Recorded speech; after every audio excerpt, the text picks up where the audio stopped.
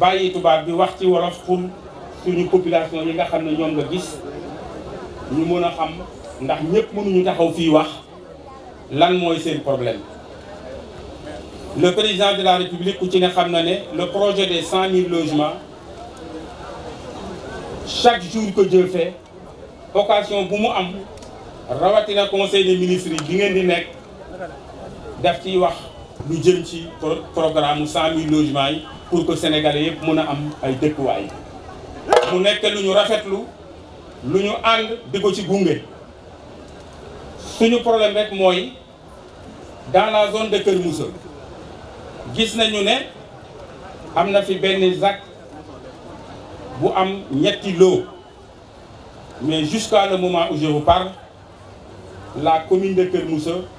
kenn saisiru ko officiellement même si c'est un projet boo xamante ne c'est géré par le ministère de l'urbanisme parce que li ñu jàpp mooy kenn mënul def dara ci benn commune te associé wuloo ci commune ba nga xamante ne foofu loolu lay amee ñu jàpp ne loolu mën na indi ay rëq-rëq population yaa ngi nii recevoir naa leen sama bureau 3 fois wala 4 fois pour wax ak ñoom pour dalal leen te ba ma koy def dama ko def en tant que responsable nga xam ne ci laa bokk dama war a taxaw wax ak ñoom dalal leen mais nekkul loo xam ne lu officiel la lu ma mën a teg ci seen loxo te ñu yaakaar ne loolu nag monsieur le ministre boo ñëwee tey dañ la koy wax pour nga xam ko pour que bu ëllëgee yenn yi bu ñu koy def ñu jaare ci ñun ñi nga xam ne ñooy buntu population yi pour que population yi mën a xam ne ñun itam la ñu war suñu digganteeg ñoom ñu ngi koy def ndax ci ëpp ay sàmm lañu te ñu ngi nekk ci biir àll bi yor fa seen i kër seen i mbaar yor fa seen i gétt ñu xëy benn bis gétt yeeg mbaar yeeg yëpp ñu dindi leen te jàpp nañu ne loolu su waxtaan amoon war naa mën a ñàkk. projet bu mel nii aussi bu nekkee ci dëkk jàpp nañu ne te loolu gis nañu ne yaa ngi ciy liggéey lu bari ndax am na projet yu bari yoo xam ne suñu ndaw ñi ñu ngi ciy liggéey te ci yow la jóge projet bu mel nii jàpp nañu ne bu nekkee fii war nañu mën a fexe ba associé ci ndaw ñi ba nga xam ne ëllëg xëy bi fiy nekk te ñu mën ko ñu war leen ko mën a jox ñu di ci liggéey mais nag def ko fi ba pare mu nekk projet bu toll nii nekk ci biir suufu benn commune bu ñu xëyee di siy rang di yóbbu nit ñi Thiès di yóbbu Ndakaaru di yóbbu fépp di leen romb loolu souhaité wuñu ko te yaakaar nañu ne yow doo ko def te loolu moo daan am kon maa ngi bëgg a guddal te mu ngi bëgg a guddi wax bi itam mënuñu ko woon bañ a waxee nii parce que boo nekkee porte-parole population soo taxawee da nga war a wax ci seen baat loolu moo tax la ma doon wax ci sama discours ma teg ko ci suuf wax loo xamante ne jëm na ci population bi ñu ngi leen di sant di leen gërëm ndax bi ma leen wooyee ñu ngi nii ñoom ñëpp dañu bàyyi seen lépp def mobilisation ñëw fii ngir teeru la teral la salaamaaleykum wa rahmatullah. monsieur le gouverneur ñu ngi lay ñaanal yàlla jàppale la ci projet bi yàlla suñu borom defal la ci ay ndam yu yaatoo yaatu bu loolu weesoo ñu ngi nuyu waa Mbourkat yëpp di leen sant bu baax di leen gërëm bu baax a baax ci seen taxawaay ci seen engagement ñu ngi leen di sant bu baax waaye nag di sant nag les services techniques yi nga xamante ni tey jii ñoo yor liggéey bi ndax gis nañu vraiment liggéey bi rafet na liggéey bi jaar na yoon liggéey bi set na liggéey bi jub na vraiment ñu ngi leen di sant di leen gërëm ndax mën nañ koo wax ndax ñun ñoo nekk Mbourkat nekk ci situation boo xam ni tey wax dëgg yàlla gis nañu ni ngeen ci taxawee def fa liggéey bu rafet bu mucc ayib di sant bu baax le receveur des domaines ci liggéey bi ndax actuellement kayit yaa ngi génn daanaka masse bu bari jot nañ seen kayit vraiment loolu ñu ngi leen ciy sant di leen ci gërëm bu baax a baax a baax a baax a baax a baax di sant nag bu baax a baax a baax koo xamante ni moo waral coow li di ko sant bu baax di sant monsieur le ministre monsieur Abdoulaye Sow moom ci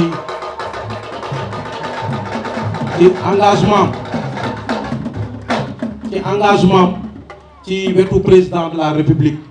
ci sincérité ci ngor ci gorem ndax loolu it ñu ngi koy suivre kon monsieur le ministre ñu ngi lay sant bu baax di la gërëm di la ñaanal yàlla gën a dëgëral sa taxawaay bu baax a baax ndax ñu ngi lay suivre mais gis nañu ko fidèle nga jërëjëf monsieur le ministre. waaw di sant nag le président de la république ndax ñun kooku dañ koo amee njukkal bu rëy a rëy ndax président tey wax dëgg yàlla bu demee nii tey yàlla ak moom la kon monsieur le président de la république son excellence ñu ngi lay wax ñun waa Mbourkat kontaan nañu lool bu baax a baax ñu ngi lay jaajëfal bu baax a baax ñun dey population Mbourkat amel nañ la njukkal loo xamante ni bii du mës a jeex ndax bi suñuy bët xonqee ñu jaaxle lool nga ñëw taxaw jàkkaarloo ak ñun am loo ñu digoon nag ñu digoon tey ji gis nañ ko te ñu ngi koy réaliser mu ngi dox bu baax a baax kon le président de la république ñu ngi lay jaajëfal bu baax di la sant bu baax di la gërëm ko amul at ndax ñun ay góor lañ te à chaque fois fu ñu nekk dinañu réitérer suñu engagement ci moom ndax daf ñoo defalul lu ñu kenn defalul kon dinañ ko sant di ko gërëm di wax ni ñu ngi lay ñaan nag bu baax président ci li nga xamante ni tey sa magistère la xewee nga gën ñu cee jàppale gën ñu cee dooleel ndax am na ci ñoo xamante ni ba tey seen jotaguñu te ñu ngi leen di ñaan ñu jàppale ñu ci ñoom ñëpp ñu mën a jot seeni papier ndax am na ñoo xam ni fii ñuy wax tey fa la ñu am rek la ñu yaakaar ay cas social lañu cas social yooyu ñu ngi ñaan bu baax a baax ngeen gën cee dugal loxo ndax Mbourkat tey jii bu ñu seetee tey nawet lañ jëm mais am na ñoo xam ni fi ñu nekkee ñu ngi nekk ci secteur boo xam ni daanaka amul courant amul ndox lëndëm na insécurité baa nga fa kon ñu ngi ñaan bu baax a baax président de la république ñu jàppaleñ ci loolu ndax ñii ngeen ñu booleel ñuy autorités yi gis nañ seen loxo gis nañ seen taxawaay bu baax a baax kon ñu ngi leen ciy gën a ñaan ñu ngi sant ñëpp nag di gërëm ñëpp. Donc c'est avec un immense plaisir que je prends la parole pour vous souhaiter la chaleureuse et bienvenue dans le département de Thiès. En moins de 6 mois, j'ai eu l'honneur et le privilège de prononcer plusieurs discours à l'occasion d'inauguration, de lancement de projets et de programmes. Donc c'est dire, monsieur le ministre, dites à monsieur le président de la République qu'il a beaucoup fait pour le département de Thiès et de la région. Après avoir placé le pays entier sur les rampes de l'émergence, il a œuvré inlassablement au mieux-être des populations à travers le programme 100 000 logements. La cérémonie qui nous réunit aujourd'hui revêt une importance capitale car elle marque le démarrage de la construction d'une ville nouvelle. Assurément, les populations de Thiès sont très reconnaissantes à Monsieur le Président de la République pour cette offre futuriste qu'est cet espace d'aménagement concerté et conçu pour que les différentes couches puissent y vivre harmonieusement et cordialement. Monsieur le ministre, vous direz à Monsieur le Président de la République qu'il a une fibre sociale très forte.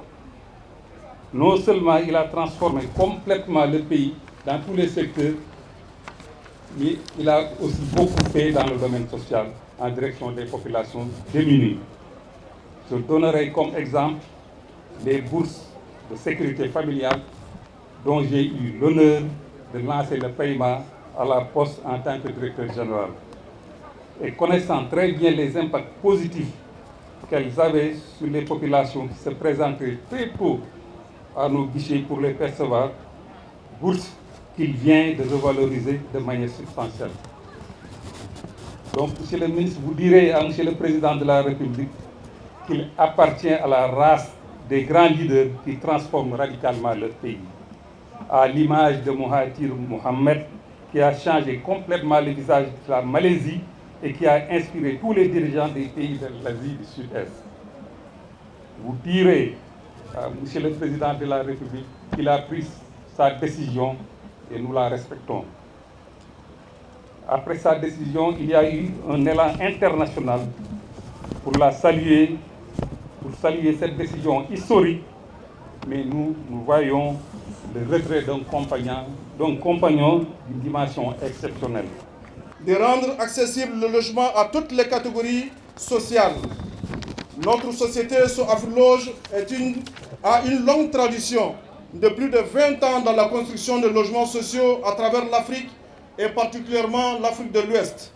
Notre parcours a permis en effet de tisser des relations stratégiques fortes avec des partenaires techniques et financiers de haute envergure qui nous permettront de mener à bien cette mission afin d'offrir aux Sénégalais des logements sociaux abordables et adéquats. La cité Soafriloge, d'une superficie de 148 hectares, est composée de 2051 logements type F3, 942 logements économiques type F4 et 700 logements standing type F5. Afin de fournir un cadre de vie adéquat aux occupants du site, on aura 23 075 m² d'espaces verts et de places publiques, 3 réserves de parking, 6 équipements scolaires, 7 équipements commerciaux, 2 postes de santé, 2 terrains de sport multifonctionnels et un équipement administratif. Une école de formation professionnelle, 2 maisons de la jeunesse et de la femme, une clinique, une école coranique, 3 réserves d'équipement en cas de besoin. Le site est très bien placé géographiquement et est situé à 4,5 km de l'aéroport international Blaise Diagne. L'autoroute de Thiès qui longe sa partie sud lui conférera un accès très facile avec l'ouverture des bretelles d'accès. Le site constitue le point concentrique du triangle Dakar-Thiès-Mbour et un raccordement naturel entre les régions de Dakar et de Thiès, ce qui matérialisera la vision futuriste et économique de ce triangle. Le site est desservi par 2 grands axes routiers perpendiculaires de 30 mètres d'emprise qui vont faciliter la circulation sur le site. Soafriloge propose des logements dont l'aménagement est adapté aux réalités sénégalaises avec des espaces familiaux dans chaque logement avec une distribution des pièces permettant facilement des extensions du nombre de chambres. Les logements seront conçus avec des normes et des sécurités permettant un isolement des structures de chaque logement. Les procédés uniques de réalisation nous permettront de réaliser le projet dans un délai de 18 mois. Pour répondre à M. le maire, les ouvriers qui seront utilisés sur le chantier seront prioritairement choisis dans les localités avoisinant le site. Au-delà du projet, Soafriloge s'engage à réaliser les 30 000 logements convenus avec le ministère et compte être un acteur principal pérenne et constant dans la réalisation du projet 100 000 logements. Je terminerai mon allocution en réitérant nos remerciements à son Excellence, le président Macky Sall, au ministre M. Abdoulaye Seydou Sow, aux autorités administratives, M. le gouverneur, le préfet et le maire, coutumiers, ainsi qu'à toute la population pour cette forte mobilisation et participation active au lancement de ce projet commun. Honorable assistance, nous vous remercions de votre aimable attention. Merci. bu ma rafetloo kontaan ci lool ci teewaayu ministre d'État Augustin Tine di nekk suma xarit suma mag itam bàyyi lépp lu mu doon def ñëw teew nuyu monsieur le gouverneur de la région nuyu suma xarit suma collègue ministre Pape Amadou Ndiaye mu nekk aussi fils de la région de Thiès nuyu président du conseil départemental de Thiès président du conseil départemental bi wax ji neex na lool waaye sant bi rek moo xaw a sooxe mais aussi dégg naa li nga wax ci yóbbanti bi ma yóbbanti ci président de la république danaa ko àggali na nga kon nangu ngeen respecté ngeen décision bu métti mais jël na ko te décision boobu amal ko ndam ci Sénégal ci Afrique ak ci àddina ma lay ñaan itam bu jëlaatee yeneen décision yow ak say concitoyens ak ñëpp ak décision bu mënta jël ñu nangul ko pour sagal ko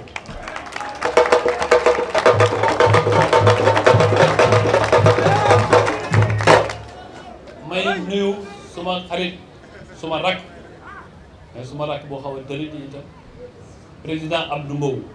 nga xam ni c'est un compagnonnage de plus de 25 ans ñu ngi nekk ensemble su ma saluer Abdou Mbow saluer suma xarit Massali nga xam ne nag moom dañu yàgg bu yàggee nag li ma ñëwee il faut ma jukki leen ñoom ñaar parce que nous sommes de vieux compagnons de lutte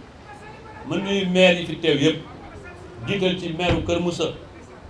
dégg naa kaddu yu mu wax yëpp kaddu yu rafet kaddu yu ma dégg itam ci wolof nag naa la tontu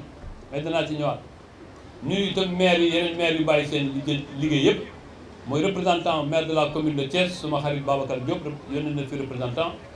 mais aussi nuyu le maire de Thiès Est yu suñu xarit Ousmane Diagne di rafetlu teewaayam fii xam ni réew ak république ñëpp a ko bokk ma nuyu itam directeur généraux yi fi teew yëpp ma juqi ci Abdoulaye Dieye xam ni mooy maire directeur général AIBD te buy nekk doomu Thiès monsieur le maire de Kër Moussa dégg naa li nga wax ci concertation bi en tout cas wax nga dëgg moom d'accord naa ak yow entièrement te loolu itam la ñu président digal ñun ministres yi loolu la digal directeur généraux yi loolu la digal bépp ndawalam bu mu yónni fenn ci réew mi mënuñu def table rase c'est vrai nag ak dëkkandoo dañ leen ko jox waaw bu ñu waxante dëgg rek ak dëkkandoo dañ leen ko jox waaye fii moom forêt classée la woon waaye yéen a nekk à côté bu ngeen nekkee à côté ñu jox leen seen ak ba mu mat sëkk duñ fi jël kenn ci liggéey te mu am li ko mën ci Kër Moussa loolu moom na leer du ma c'est pas parce que man maay ministre de l'urbanisme danaa jëlee ay doomu Kaffrine ñëw toog fi ñu liggéey fii ou bien doomu Mbour ou bien doomu feneen Kër Moussa la d'abord bu ñu paree nag bu ngeen amul leen ni lépp ci feneen kon nag loolu dañ ci am du am benn jafe-jafe et kii waxal société bi wax na sànq ni loolu dégg na la danañ ko def bu soobee Yàlla leneen li mooy lépp luñ fiy def war nañ ko waxtaan ak yéen loolu nag maa ngi koy fàttali directeur général de l'urbanisme bu fekkee ni mu ngi fi lépp luñ fiy def ci ZAC en tout cas loolu mooy bëgg-bëggu président de la République loolu itam man li président bëgg man ci loolu laa taxaw dafa ne lépp nañ ko def ci concertation kon directeur général de l'urbanisme bu lay dégg bu fekkee loolu amuloon nañ ko soppi li ngeen xalaat ñu dugal ko ci suñu projet yi loolu itam maa ngi koy wax directeur général de l'habitat et de la construction muy Amadou Thiam mu teew fi di ko wax itam yeneen directeurs généraux yu fi teew yëpp xam ni concertation dans le processus de prise de décision est fondamentale amul kenn ku mën a jël décision ex nihilo te ñi fa nekk te askan wi jox leen baat ñu war leen mën a respecter war leen mën a jox seen cër leneen li xam nga sénégalais parfois dafa yàkkamti président de la république 2019 bu ngeen ko joxee mandat de 5 ans dafa wax ci prestation de serment bëgg naa ci juróomi at ñu def ci 100 000 logements mais nañ fi fekk sax ci juróomi at yooyu mooy chaque année ñu def ci 20 000 logements au moins nañ wax Sénégal lan moo fi amoon balaa Macky Sall di ñëw li fi amoon balaa Macky Sall di ñëw mooy 5 000 logements par an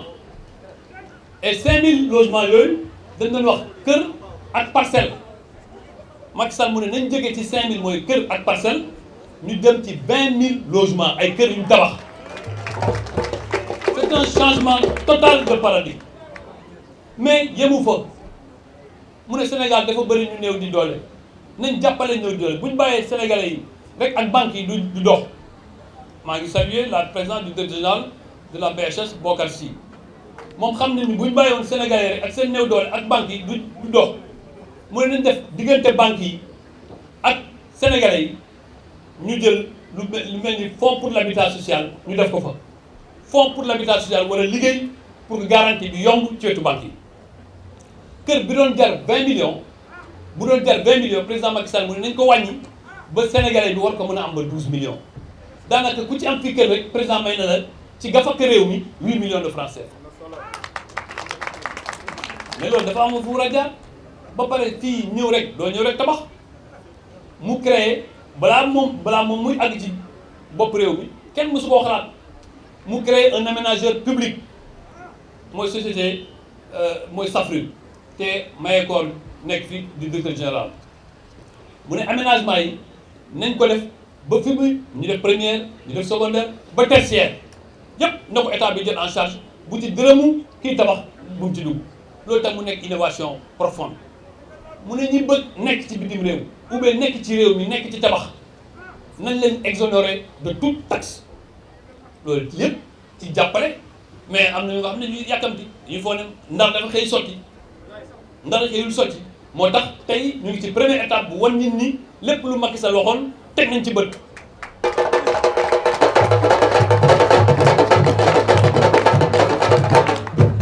plus de 23 conventions signé nañ ko ak Sénégalais biñ gisee ni tànk bi barul président mu ne na ngeen ubbeeku aussi ci suñu partenaires africains ak internationaux loolu moo fi indi suñu xarit yi di su waa Sow Afriloge ma leen di gërëm di leen sant ñoom ñu war a def 30 000 logements ci réew mi 30 000 logements yi ci 30 000 logements yi fii ci nouvelle ville de Thiès ñoom war nañ fi def 2500 logements fii ci nouvelle ville de Thiès kon xam ngeen ni cëral nañ Thiès te li ñu def ñeneen ñaari yeneen société ku ci nekk war na am au moins 25 000 logements yu nga xam ne ci ay semaines yu néew danañ ko lancé comme ni ñu ko lancé fii ci biir Thiès ak ci biir Sénégal kon la réalité du projet 100 000 logements c'est le nez sur le visage c'est une réalité tangible et loolu moo nekk li nga xam ni président mënoon na wax ni nekkatuma ci élection man suma bopp pare naa ci kon mënoon naa croiser les bras mais li ma def nii Thiès moo ma jox ndigal moo ma accéléré na ma dama bëgg nga dem commencer luy nouvelle ville de Thiès ñu des ko.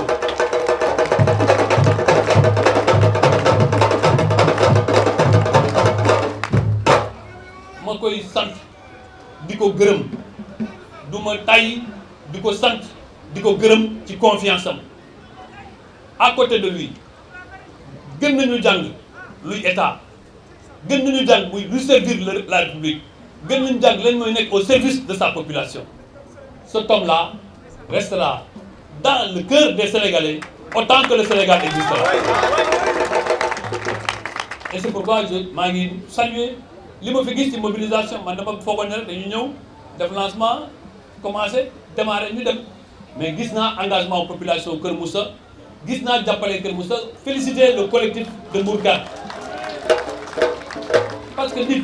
ñu defal la dara nga ne jaajëf loolu dafa xaw a jafe léegi Sénégal et dafa ba sonn ñu ne defoo dara Mbourkat lotissement 2006 am li fi xew président ñëw régulariser ko maa ngi laaj gouverneur léegi mu ne presque 3000 et quelques ont été régularisés li ci des président collectif bi wax danañ ko àggali incha allah président jox leen ndigal pour que ku ci nekk ci yéen ñu jox ko ay këyitam en bonne et due forme et loolu dans les meilleurs délais ma félicité leen félicité jeunes yi fi taxaw gis nañ ma xam nga man nag dama baaxoo bëgg football waaw moo tax bi ma gisee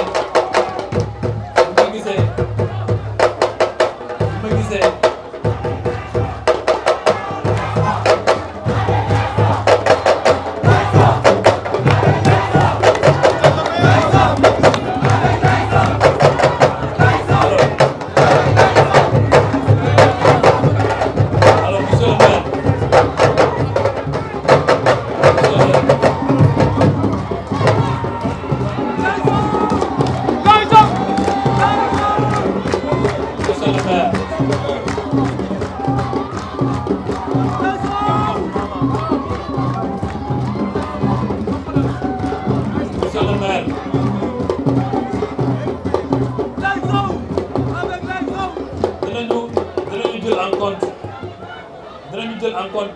doléances yi fi posé yëpp mais li may wax rek il faut ñun ñëpp ñu agir de manière responsable xam ne réew mi ëllëgam ñi ñoo ko bokk man nangu naa képp ku war a am ndàmpaay am ko mais na yem ci ñu war a am ndàmpaay parce que réew mi tamit foo bëgg a def projet bees rek gars yi taxaw ne impasse ne dox loolu moom du ma ko nangu moom il faut que ñu leeral mbir yi parce que li xew Dagga xol fa du xew fii on va prendre toutes les mesures pour que lii war a def ñu def ko mais aqu kenn président daf ñu ne aqu kenn buñ toog ci aqu kenn donc ak ku nekk danañ ko bàyyi xel lii nga wax aussi ci sàmm yi man may doomu sàmm danaa ci bàyyi xel bu baax ba li nga xam ni seen i doléance ñu mën koo jël en charge ASC ñaari ASC nag ñu nekk ci collectif u Mbourkat bi ku ci nekk man ci sama poste bopp naa leen jàppale ci seen nawetaanu ren ku ci nekk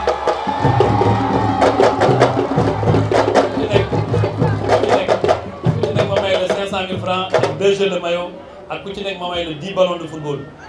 parce que loolu tamit maak Abdou Mbow ñoo bokk passion boobu su ma ñëwee ba fii saluer loolu saluer responsable yi Thiès yëpp yi fi ñëw mënuma passer chacun par son nom mais gis naa seen taxawaay ci délai yu gàtt ku ci nekk su ma tuddee Augustin Tine rek tudd naa département de Thiès yëpp et ñëpp xam nañ taxawaayu Augustin Tine ci président Macky Sall. ñëpp xam nañ ni Augustin Tine suufeele boppam Augustin Tine bu toogee fi rek jàpp naa ni responsable yëpp teew nañu fi ma nuyu ñëpp saluer ñëpp féliciter l'administration territoriale à la tête de laquelle il y a le brillant gouverneur mon grand frère Badara Mbengue. Je vous remercie de votre attention.